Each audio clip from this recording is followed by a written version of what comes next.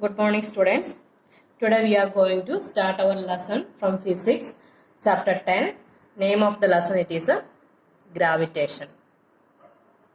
And the previous chapters means 8 and 9, we have learned that a force is needed to change the speed or a direction of motion of an object.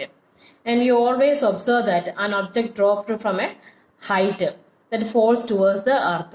Otherwise, if you throw any object upwards, after reach certain height, it will fall towards the earth. And one more example, all the planets that go around the sun, and moon goes around the earth.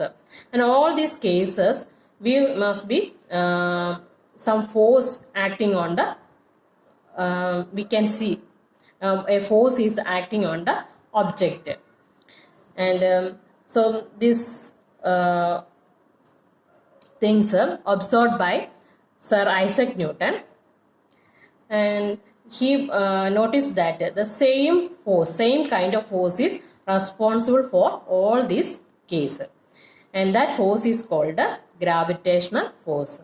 So in this lesson we are going to discuss about the gravitational force and universal law of gravitation.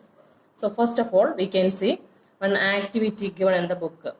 So by doing this activity, we can understand the motion of moon around the earth, otherwise planet, movement of planet around the sun. Okay, so this activity, already we have seen that this activity in the previous chapter.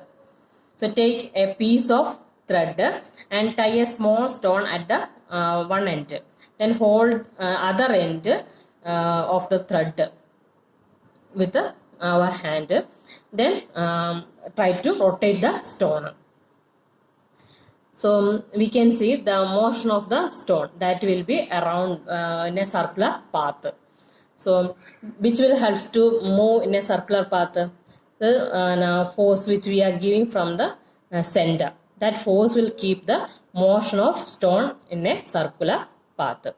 And next, at a certain point, if you are releasing it, then we can see the stone that will be move on a straight path, that will be tangent to the point, that point. If you are releasing from this point, the direction of the stone will be like this, and if you are releasing from here, then direction will be this way.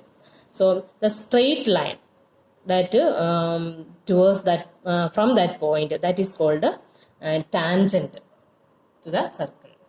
The direction of the velocity vector at every instant is in a direction tangent to the direction already to the circle. Already we know that, and in a circular motion, at every point the direction of the object that is changing.